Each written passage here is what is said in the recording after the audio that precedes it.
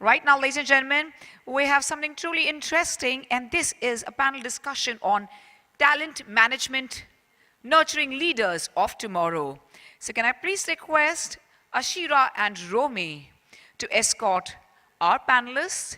Of course, our moderator was here, Dr. Shibani. She's just gone to take a breather too. You need to come back to Dr. Shibani Belwalkar. Ladies and gentlemen, please put your hands together for our panelists, Dr. Alok Chandra, Director, CK International Business Solutions. Mr. Dev, Talia bajao, last time I'm asking you all, come on people. Mr. Deven Pabaru, Chief Strategy and Implementation Officer, Stellar Value Chain Solutions. Dr. Kanan Khatau, Chikhal, Organizational Psychologist, Leadership Coach, Whole Brain Consulting. Wow, we're going to hear about the yin and yang, the right brain, the left brain. That's interesting. And Mr. Ashok Sharma, President, Indian Academy of Management. We did also request Mr. Prasad Menon to join this panel. And Dr. Shibani, over to you for your session. Thank you very much, ladies and gentlemen.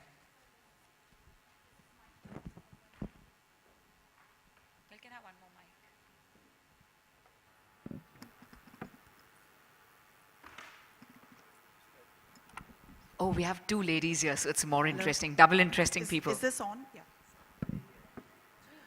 Oh yeah, I'm going on. So in selfish interest again, because we've had very less representation of women, I've decided to take the center seat once again and allow the men to be on the sidelines. And in fact, I think we should switch chairs with you as well, right? Let's become the center of attraction for a bit anyways. Too much of male power in the SCM industry. We have to change that. Okay. In fact, Simran, you've been doing a phenomenal job, and I think she's an example of a millennial. So I think our industries are in safe hands. All right. So thank you all for being here, and I've had a chance to interact with many of you during the break. But what I'd like to do in the interest of time, particularly because we've genuinely exceeded our time together, I'm going to start off with a quick quote, and then maybe I could hand it over quickly to everyone for maybe 2 lines of an opening comment on nurturing leaders. So this is, again, I'm a storyteller, so it's force of habit. And sorry, but yes. So the story is again a Zen story about Nanin, who was a very renowned Zen master and a very intellectual professor from a leading university walks up to him and says, I want to learn Zen, the art of Zen. And he says, okay, sure, join me. And he's sitting there and is using his kettle to pour tea into a cup. And he's pouring the tea to such an extent where finally it just spills over the cup and it continues spilling and spilling and spilling. So the professor actually says, you know, what's happening? What are you doing? He says, if you're going to come to me to learn, I'd like you to first unlearn. You need to empty your cup first before you start filling it up with anything else.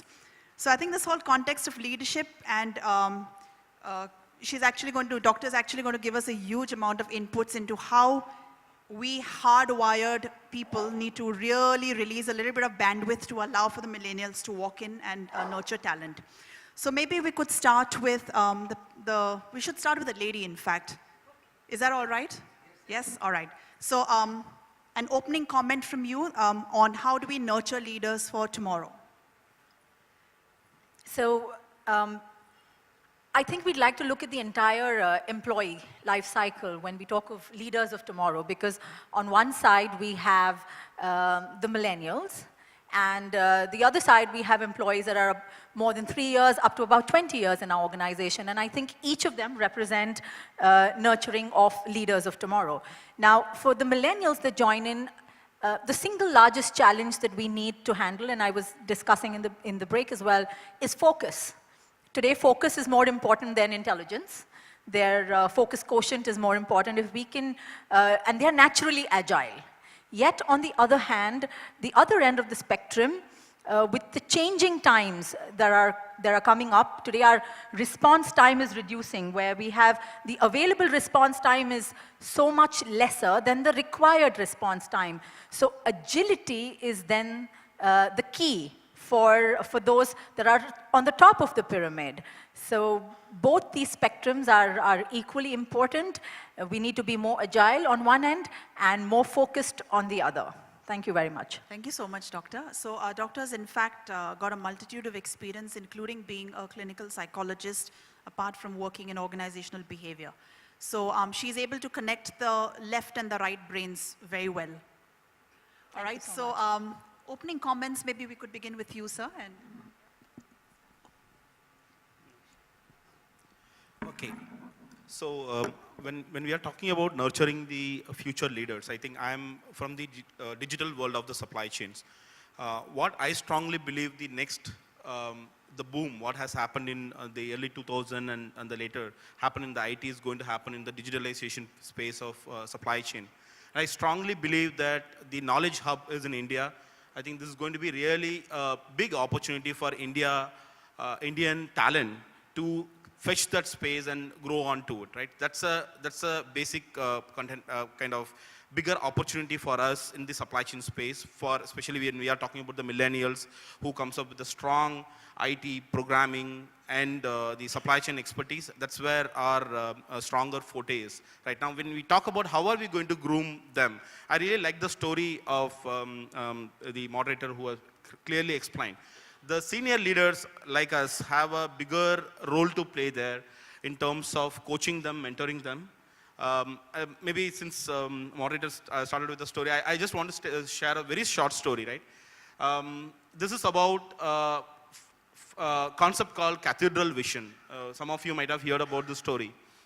Cathedral vision is nothing but there are three people who are doing a same job, right? And people are there just putting a brick over brick. So when a person passing by and asking the first person, hey, what are you doing? He was just saying that I'm just putting a brick over brick. And he just crossed that person and went to the second person and asking that, hey, what are you doing? He told, hey, I'm building a wall. The third person, he was asking the same question to the third person, hey, what are you doing? He's saying that, hey, I'm building a cathedral, right? So the third person's vision is something called as a cathedral vision. Now what fundamentally as an industry, the big corporations, what we are facing with these millennials, right? Obviously I agree to the moderator's point on that they join an organization for purpose, no doubt about it. But when they are into the organization, we find two things are very strong. They know what they are doing. Second, they know how they are doing. But very important thing is why they are doing is something what they are not able to roll it up. So as supply chain leaders who are into the industry for a long enough to understand the talent, nurturing, etc., it's our responsibility to provide that why context to them so that we can build a true cathedral. thank you so much. How beautifully stated. I must say that, with all of us panelists over here, in all humility, this is something that hits me really hard every time we do this. We're spending like a good hour and a half discussing probably our children when they're not even in the room. So I think this is a parental habit we really need to start overcoming very soon about, discussing our children. बच्चों के बारे में इतना बात करते हैं हम, लेकिन वो room में भी नहीं है. So millennials are an interesting lot, and on that note, I thought maybe we could invite additional comments now on, what is it that we could do differently to nurture the leaders in the context of our hardwired industry structures. So I'd like to invite Sir first, and then maybe we could invite Colonel also. Thank you. I think the context has been said beautifully. Before I get into the specific for the knowledge of some of the people here, I represent Stellar Value Chain Solutions Limited. We are a company new into the business sector, but as entrepreneurs, we are experienced in the industry. We started about a year and a half back, and we were funded 1,000 crores by Warburg Pincus on day one. And collectively, our management experience of all the top management team is about 500 years in the industry. One of the first things that we set out, and I'm going to use some of the conversation that has already been done, that what is the purpose with which we are starting this organization? So if you see our logo, in Stellar, there is a map of India. We have written it very clearly that our mission is to change the supply chain landscape of the country. Our focus is not to make wealth or become billionaires or millionaires by XYZ date, which is what the popular press makes us believe. For us, the number one and the only mission is to bring logistics performance index of the country to within 5. Now, it may sound a very pompous statement, but that's the mission with which we have started. The enabling factors of GST and so on and so forth, I'm not going to talk about. And in that, I'm coming straight to the organizational building, which is something that I'm personally involved in. We will need about 150,000 people in our mission, not counting the kind of customer relationships and the various other relationships that we have with entire set of fraternity of supply chain. And we believe that the opportunity size is humongous, and companies like us have one of the biggest opportunities in creating the kind of talent that we need. So last year we hired 200 engineering and management students. This year we are, as we speak, in the middle of hiring about 400. It is our job to create a skill. We realize the colleges don't provide that skill, so we created our own skill development center, which is the first. Then we created a skill development center at our warehouses, where we obviously bring variety of people who are perhaps class 10 pass or class 12 pass into the variety of automated and various other jobs that we have in the distribution center. So I think one of the key things that we have started doing is believing that we do not have any knowledge or any wisdom, and starting to address the way the world is, starting to think zero base rather than bringing in the so-called experience or wisdom that we have acquired, because it was acquired in a pre-Uber and pre-Ola days, and today it is all outdated. In fact, some of the things that I was very proud of 10 years back, today I am embarrassed to tell, because it is completely outdated today. And therefore, we have changed that context. I can talk more, but this is something that we have started doing in our own small way. Great, thank you so much. I'm going to invite the other panelists quickly, and in the interest of time, because we're closer to 7 o'clock, I do think it is important to get some really dynamic views across. So if everyone doesn't mind, I'm going to ask some very specific questions to specific people, that might really help us nicely. So with Colonel, I'm tempted because he's obviously an ex-Air Force representative. So the question that really comes to my mind is, what are the leadership skills? Maybe in 2 short, 3 short sentences, can you tell us that we can incorporate from his experience, which he sees missing today in the leaders? Hi, I am Alok Chandra. I am not colonel, I am a wing commander. I left Indian Air Force. I was in a supply chain throughout, and after that I wanted to corporate. What I have observed in last 2-3 years, as it is that supply chain industry is 75% of the workforce, is not very much educated, and the salary spent is much more on them. They are not aligned with the core concept of a business. They are not aligned with the so-called what we are talking full day, IoT technologies and machine learning and all that and all that. And they are not very much aligned with the customer experience also. They think that is not their job. That is the top leadership of the managerial and above this thing. So what I have observed, and it is my personal take, some people may not agree with it. The first, we need to align this millennial. They are very good. I'm teaching them in an MBA. They are very good. They want to know why, what they are going to do.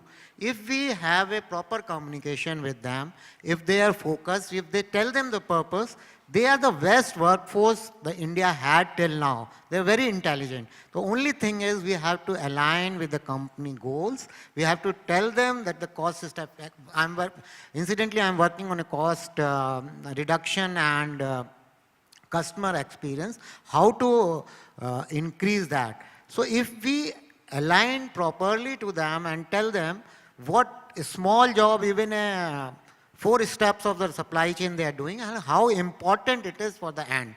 So that will be the best thing from. Thank you so much, Colonel. Yes, in fact, he said something very critical again that, we need to really inform the millennials what they need to do. I beg to differ here because a mother to a millennial, and it's the reverse at home. So basically, we're pretty much tutored on how the world has changed and what we need to do to change our hardwired learning and unlearning and actually realizing what's happening in reality. So we've got Doctor who wants to add something.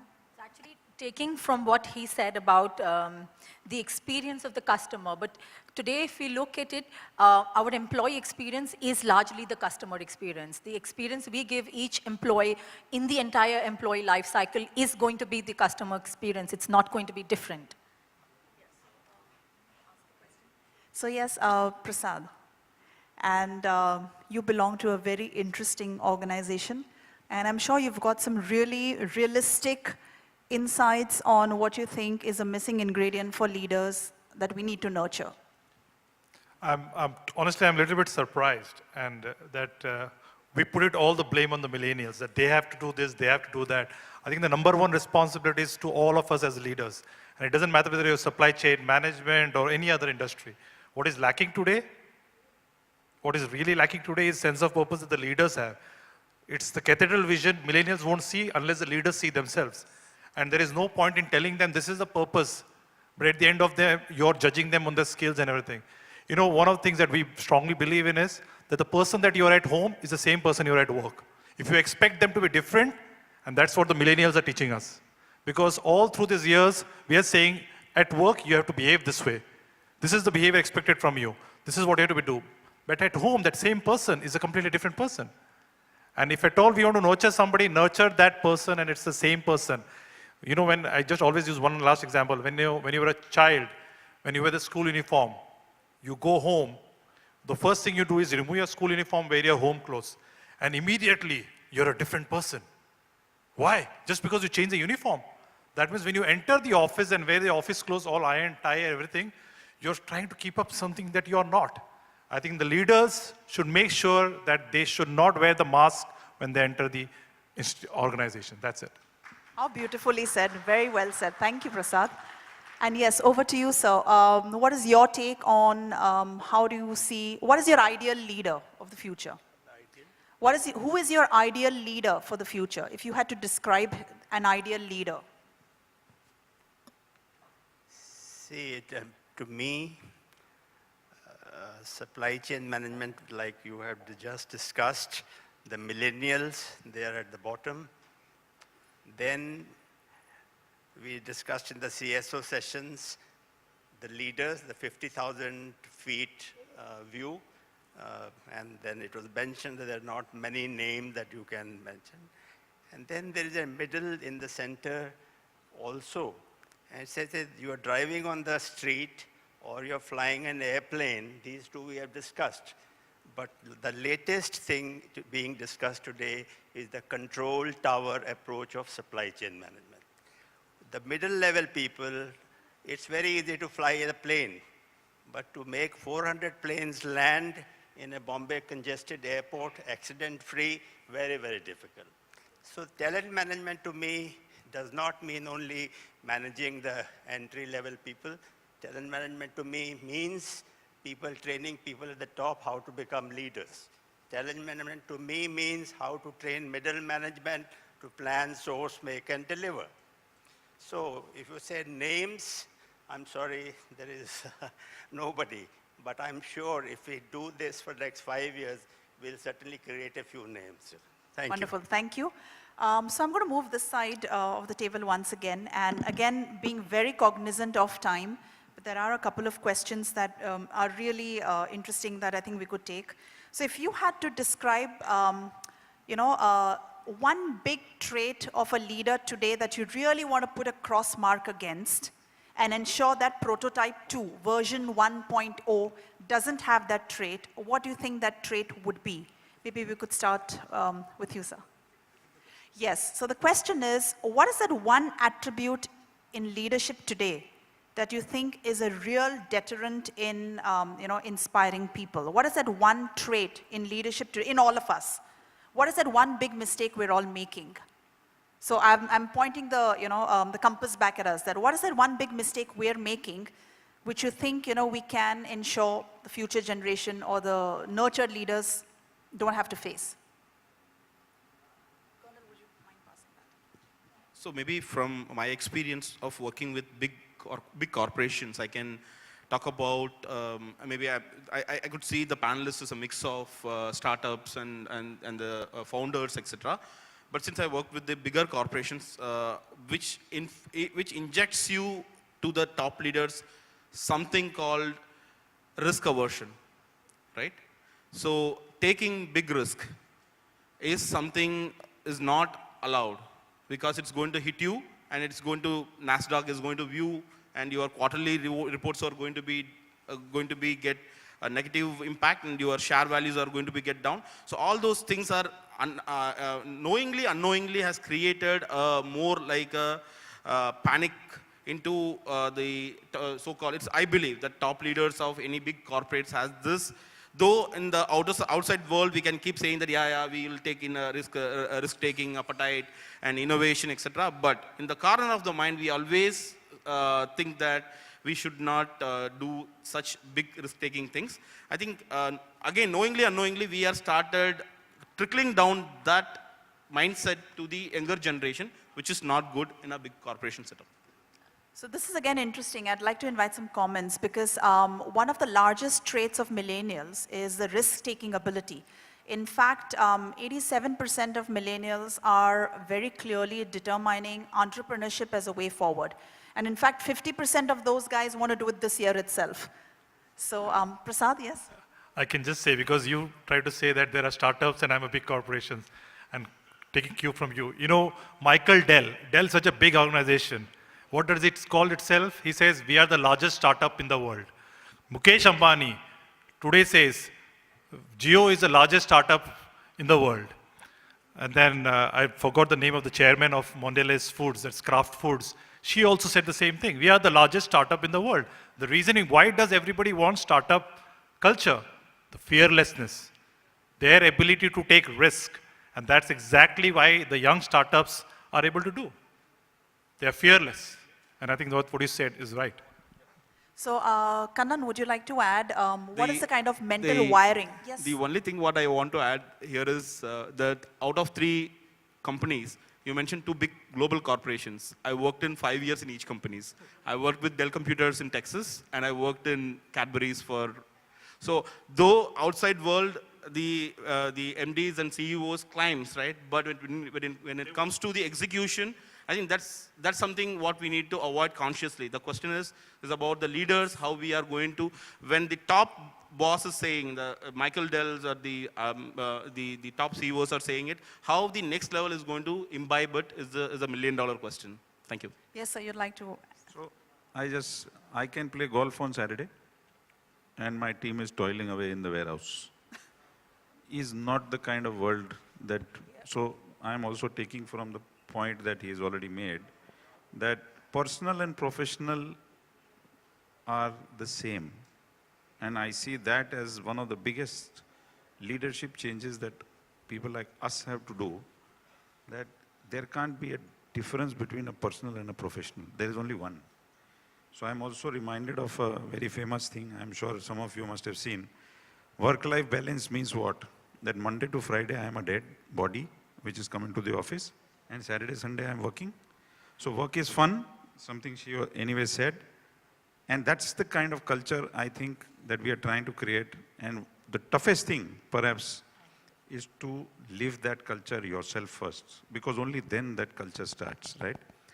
So, for example, I don't think I have ever had in my previous avatar so many continuous days in which I've forgotten I have done meetings on Sundays.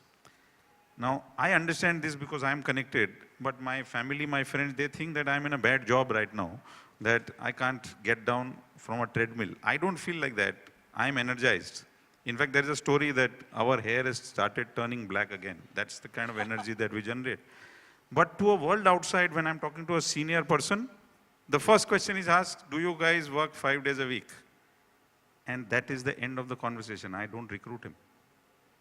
So the biggest change that I would expect from somebody like us, who are on the right side of 40 or wrong side of 40, depending on how you look at it, is that are you willing to live that, what you want others to do? And I think that is one big change I would expect in people like us. Thank you. Kanan has a very contrary view to this, and I think we're getting a little interesting in this conversation, though we're going to draw it to a conclusion soon. So it's not contrary, it's supplementary perhaps, that I think if we look at work-life balance, now when you use the word balance, balance always means more of one thing and less of another. So if we're going to go in the balancing story, we will have more of work and then less of professional, personal life, or either ways. I think today's, the paradigm shift that we need is work-life harmony, like he said. Harmony allows two things to coexist in a happy way. So that's one changing face of today's work cultures, from work-life balance to work-life harmony. The other question that you asked, that what really would be needed out of a leader of the future. Today, no longer hierarchies will work. It will have to be more autonomy-driven, and versus decision-making in silos. Culture, which is so important, and you spoke about it, culture in included decision-making. And most important is strategic thinking versus top-downwards, inclusion. If we can have a fair process, include each one in the journey of strategic planning and execution, we will have more autonomy, ownership, and responsibility. Thank you so much, Kanan. That was really beautifully stated. In fact, you said harmony and balance. So it's right, that's what happens when it comes to diversity with women also. So, diversity is, we're saying we have a balanced workforce, but it's more harmonious and balanced because it still tilts towards the larger gender which exists there. So, thank you. And one last question that I think we have time for. Simran, how are we doing on time? Okay, I think yes. How are we doing on time? Do we have time for the last question or, yes? Great, okay. So I'm going to actually ask a question around what are the leadership skills, or what part of you do you want to leave to your successor? So as a leader, and everyone on this panel and this forum is a leader in their own right, and of course it's a room full of leaders. So if you really had to leave back some part of your legacy, which is that part of pride you would like to actually leave back? And maybe we could begin with Sir at the corner, yes. See, I was very impressed once I went to Toyota and they told me leadership, they said, we all focus on TAT, small TAT. I mean, not capital letters, but small TAT. And he says, no, that is wrong. You must also focus on big TAT, capitals TAT. So I was surprised. I said, what is that? So the first small TAT means tools and techniques. Supply chain people are, so busy, tools and techniques, there's tools and techniques, ERP, that they forget about real talent development, developing attitudes, positive attitudes, leadership, etc. And the last is teamwork. These things we are fighting, we are contradicting or whatever. So please have TNT, small, tools and techniques training, yes, and talent, attitude, and teamwork. That also is absolutely important, that needs to be done. Great, thank you. Maybe, Colonel, in one line, if you could tell us what is that one part of your legacy you want to leave behind? Yeah, my take is one should lead by example and get connected with the team. The moment the team is connected with you, and then they are connected with the company, with the organization, and then they are ready to do 5 days, 6 days, even 10 days continuously, day and night. I'd worked it in a civil also and corporate also, defense also and corporate also. If you are connected with them, everybody is ready to work. But if you are isolated, you are top leadership and they are worker, then there is a problem. If there is a one team, there is no problem. Great, I just had one sentence, and they also said you must compete and collaborate at the same time. Compete and collaborate. So, Prasad, What are you going to leave back to our young leaders? I'll say it in one word, empathy. Ah, all right, wonderful. Empathy. And I completely agree with you 100%. Over to you, sir. What is that one thing you want to leave back? Thinking big and challenging mediocrity. Wonderful. Thinking big and challenging mediocrity, which I think, yes, in a large way is being imbibed in the market disruptors with millennials. I would say passion. Wonderful. Passion. And of course, the women have the last word. What do you think should be left back for the future generation? What part of your leadership do you want to leave back as a legacy? I think humility. Humility to reach out, even say, I need help. Humility to say, this is not me, this is us. Humility to allow each one to grow with gratitude, respect, ownership, and willingness. Grow. Wonderful.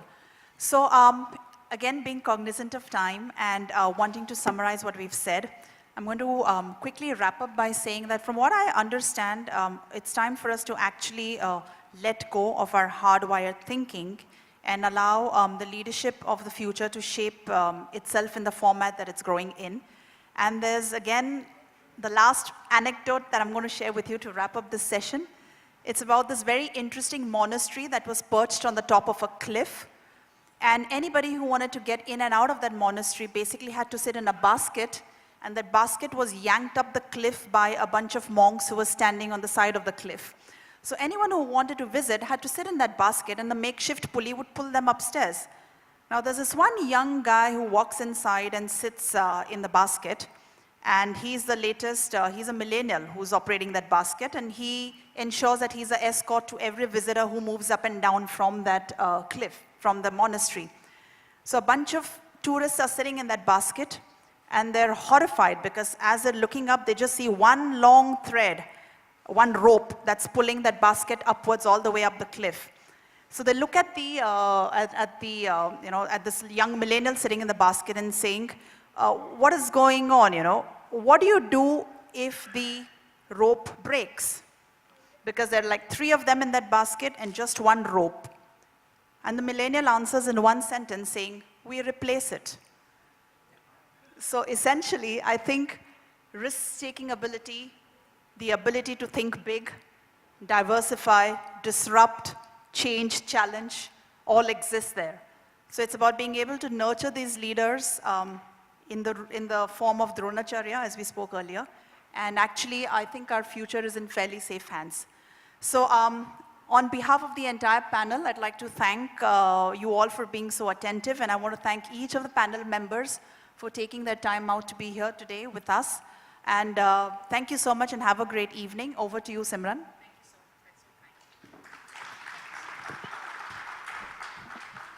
Thank you so much. Can we please have Mr. Raj Dice to do the felicitation for our lovely panelists? Can we please have a memento? We'd like to present a memento to Dr. Alok Chandra, the Director, CK International Business Solutions.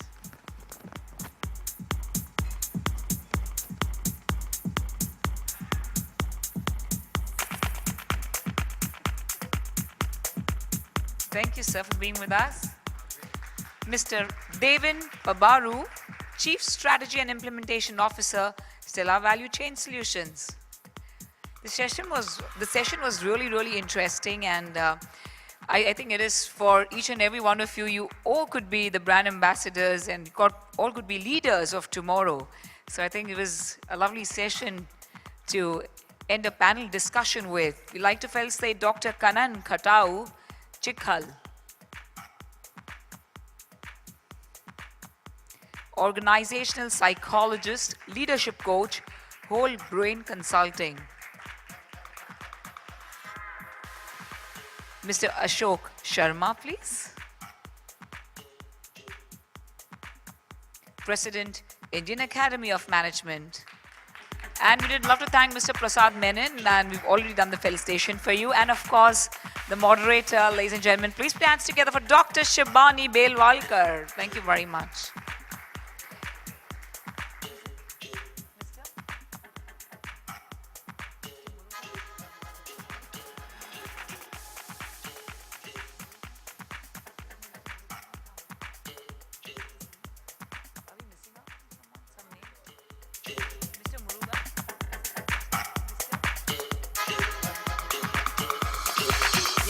Murugan, Pugalenthi. Did I announce your name earlier? Okay, that's so kind of you. I'm sorry, I apologize.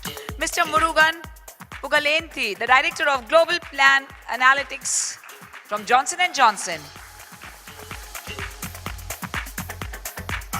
Thank you very much. Yes, ma'am. Thank you so much. We'd love to thank all the panelists and request you for a photo op before you exit.